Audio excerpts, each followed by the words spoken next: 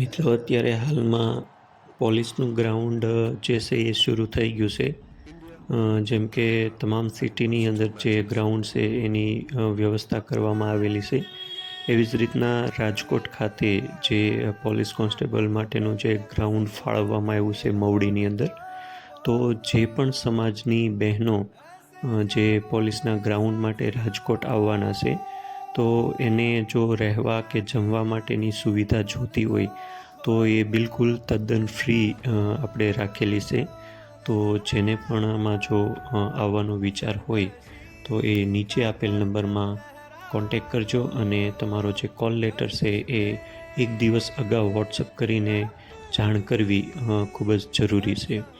આ કોઈપણ પ્રકારનું અચીવ લાઇબ્રેરી તરફથી માર્કેટિંગ નથી. આ ફક્ત તમામ સમાજની બહેનો જે છે એને એક સુવિધા મળી રહે અને એક એ લોકોને સમાજ સેવા કરીને અમે એમની મદદ કરી શકવી એ હેતુથી જ એક આ વસ્તુ જે છે એ શરૂ કરવામાં આવેલી છે.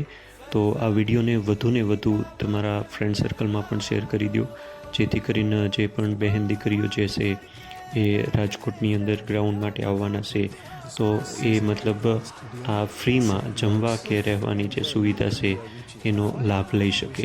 જય હિન્દ, જય ભારત.